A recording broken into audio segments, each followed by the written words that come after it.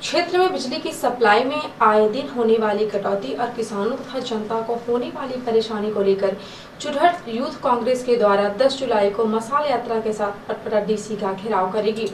उक्त जानकारी देते हुए आईटी एवं सोशल मीडिया सेल के जिला अध्यक्ष पंकज सिंह ने बताया कि यूथ कांग्रेस के प्रदेश सचिव कमलेंद्र सिंह डप्पू, कांग्रेस के विधानसभा अध्यक्ष विजय सिंह और युवा नेता सौरभ सिंह से चर्चा करके घेराव करने का निर्णय लिया गया है।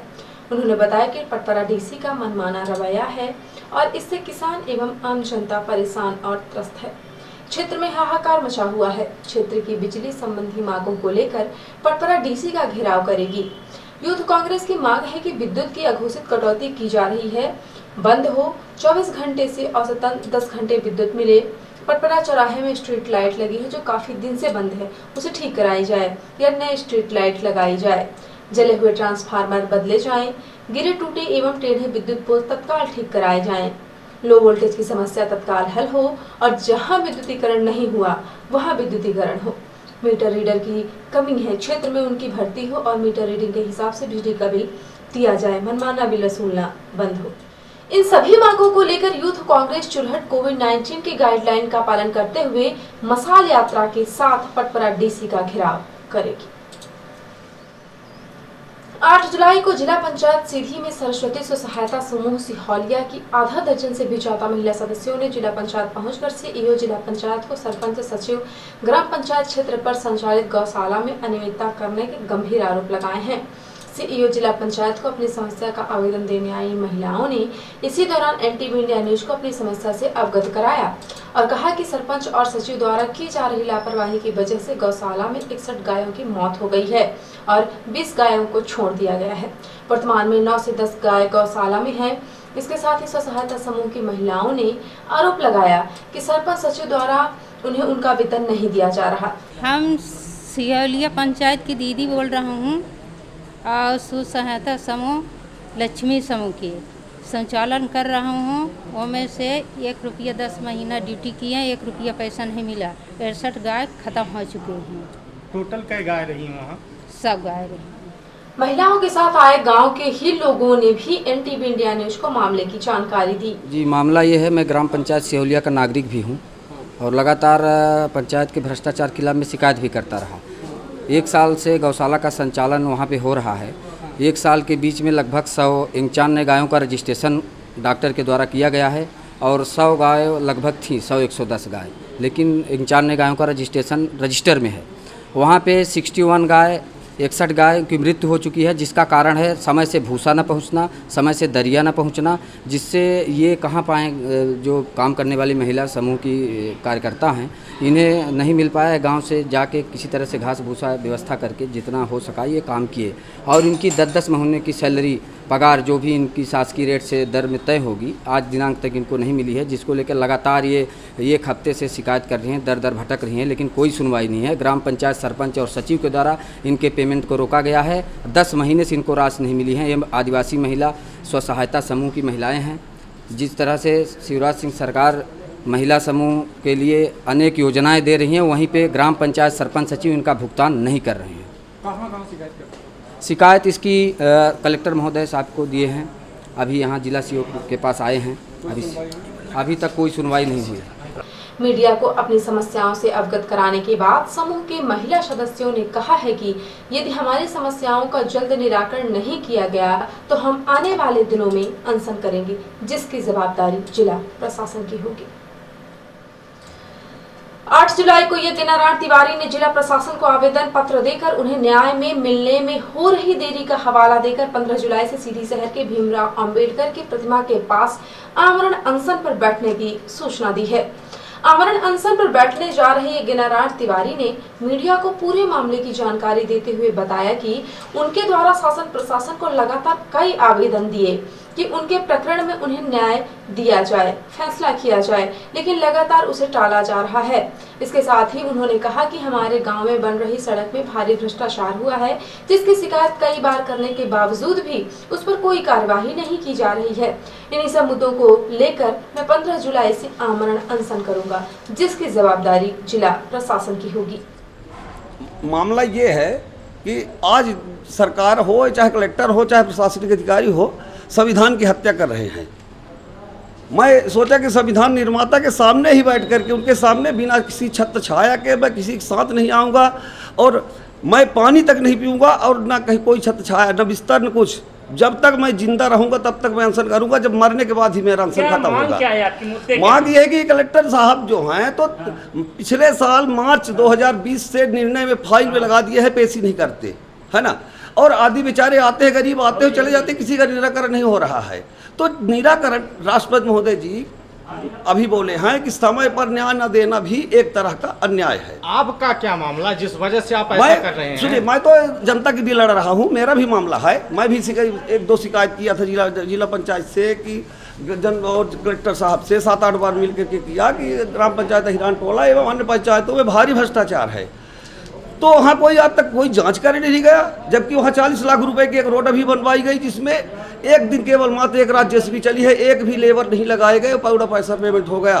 तो ये भ्रष्टाचार करने वालों को पनाहगार दे रहे हैं, उनको संरक्षण दे रहे हैं, उनको बढ़ावा दे रहे हैं, आर्थिक रूप से बढ़ावा दे रहे हैं। बैठेंगे अपन सर? मैं 15 तारीख को सुबह 10 बजे से।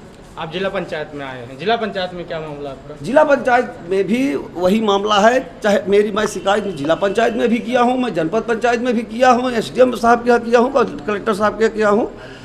सुनने को कोई तैयार नहीं। बड़े ताजुब की बात ये है। रिपोर्टर हिमानी रौतेला ने बताया कि नैनीताल में जिसका इंतजार था आखिरकार आज वो समय आ गया। आज से नैनीताल की मॉल रोड पर भी ई रिक्शा दौड़ने लगी है। आज SDM प्रदीप जैन और नगर पालिका अध्यक्ष शशि नेगी द्वारा ई रिक्शा संचालन के लिए संयुक्त रूप से हरी झंडी दिखाई। ई रिक्शा देखकर न सिर्फ लोगों के चेहरों पर खुशी झलक रही थी, बल्कि पहले मैं ई रिक्शा की सवारी लूंगा, ऐसा नजारा दिखाई दे रहा था।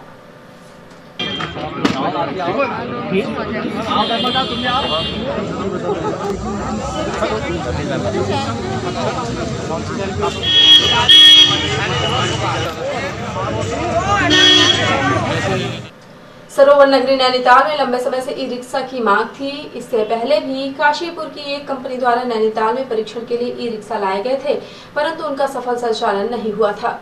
इसके बाद नगर पालिका सहित जिला प्रशासन ने ई रिक्शा को लेकर कयावत तेज कर दी थी।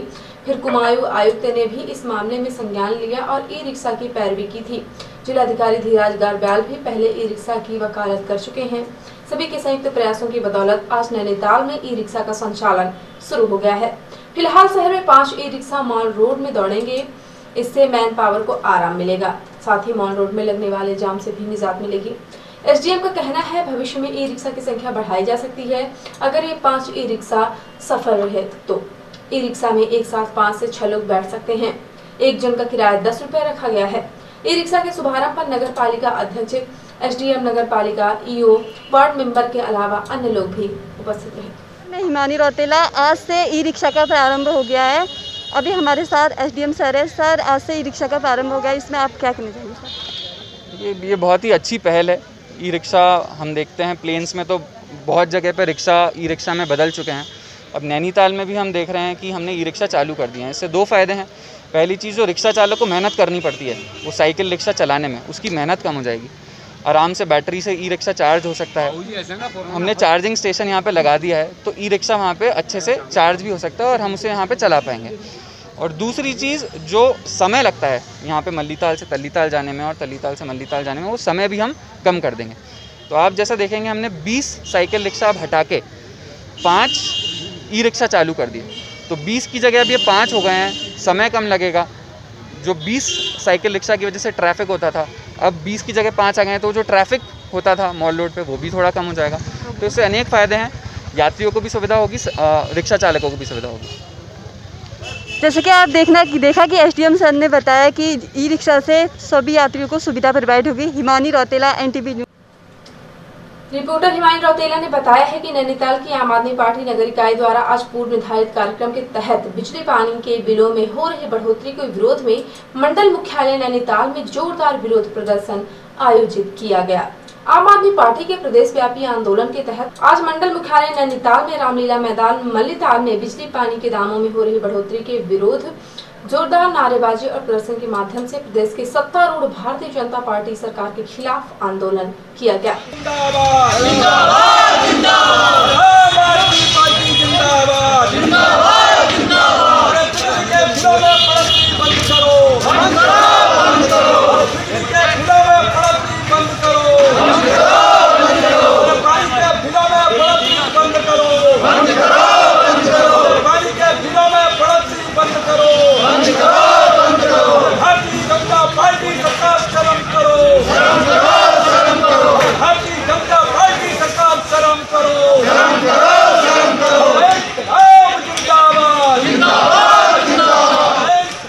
पार्टी ने इस आंदोलन के तहत रामलीला मैदान मलिताल में एक सभा का आयोजन किया, जिसमें आम आदमी पार्टी के वरिष्ठ नेताओं ने प्रदेश और नैनीताल में बढ़ते बिजली पानी के बिलों पर प्रदेश सरकार को जमकर कोसा।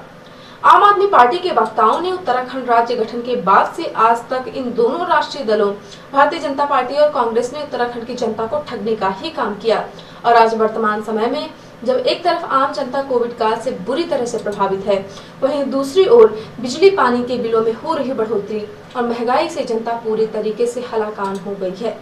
आम आदमी पार्टी के वक्ताओं ने कहा कि विगत वर्ष से जिस तरह अनाप शनाप बिल विभाग द्वारा भेजे जा रहे हैं, उसमें स्पष्ट प्रतीत होता है कि प्रदेश की सत्तारूढ़ पार्टी को उत्तराखंड की जनता से कोई सरोकार नहीं है। उन्हें बस मुख्यमंत्री बदलने के अलावा कोई दूसरा कार्य नहीं है। आम आदमी पार्टी ने कहा कि डबल इंजन की सरकार पूरी तरह से आज फेल हो गई है और आने वाले 2022 के उत्तराखंड के आम चुनावों में आम आदमी मतदान के जरिए इस भ्रष्ट सरकार को करारा जवाब देगी।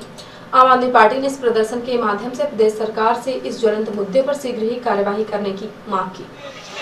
जो जनता के साथ अन्याय हो रहा है, बिजली और पानी के बिलों में जिस प्रकार से बढ़ोतरी की जा रही है, उसके विरोध में आज आम आदमी पार्टी नैनीताल राम सेवक सभा भवन प्रांगण में हम लोग इस प्रदर्शन का आयोजन करने जा रहे हैं।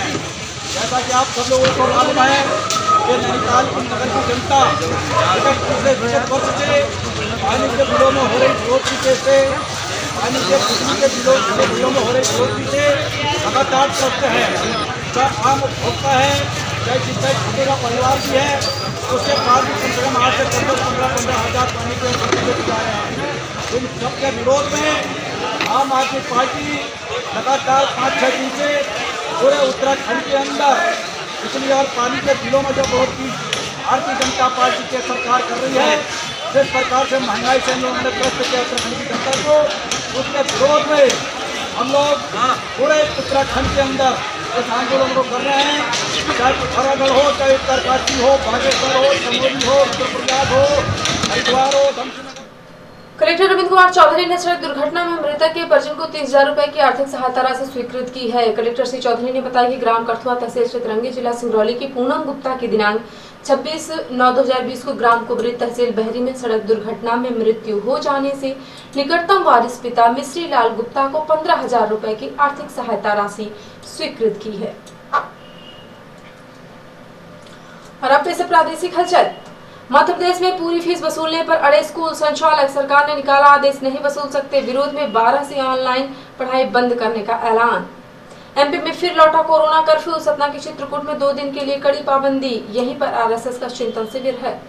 आरएसएस प्रमुख परतंज दिग्विजय ने कहा, मोहन भागवत के बयान का मतलब है कि उनका और ओवैसी का डीएनए भी एक। और मंत्री बनते ही सिंधिया का एफबी अकाउंट हैक। मोदी सरकार के खिलाफ पोस्ट किए गए पुराने वीडियो अपलोड हुए। ग्वालियर में हुई एफआईआर। और अब ऐसा राष्ट्रीय चित्रकूट में रामभद्राचार्य से मिले मोहन भागवत। रामभद्राचार्य ने आरएसएस चीफ के डीएनए वाले बयान को गलत ठहराया। जम्मू कश्मीर में आतंकी साजिश नाकाम। कुलगाम और पुलवामा में सुरक्षा बलों ने 4 आतंकियों को मार गिराया। ट्विटर को नए आईटी मिनिस्टर की चेतावनी। अश्विनी वैष्णव बोले, देश का कानून सबसे ऊपर लागू करना होगा। और इराक में अमेरिकी दूतावास पर हमला। बगदाद में यूएस एम्बेसी पर एक के बाद एक 3 रॉकेट दागे गए। तो ये थी आज की प्रमुख हलचल। यदि आप न्यूज फेसबुक पर देखते हैं तो पेज को लाइक और फॉलो करें। यूट्यूब पर देखते हैं तो चैनल को लाइक और सब्सक्राइब करना बिल्कुल ना भूलें। आप किसी भी न्यूज को तत्काल पढ़ने के लिए लॉगिन करें www.ntmindianews.com। सीधी एवं बिंदी के प्रत्येक न्यूज का अपडेट अपने फोन पे पाना चाहते हैं तो आप प्ले स्टोर से हमारा app NT media news download करें और जुड़े रहें आसपास की समस्त गतिविधियों से एनटी मीडिया न्यूज के साथ। नमस्कार।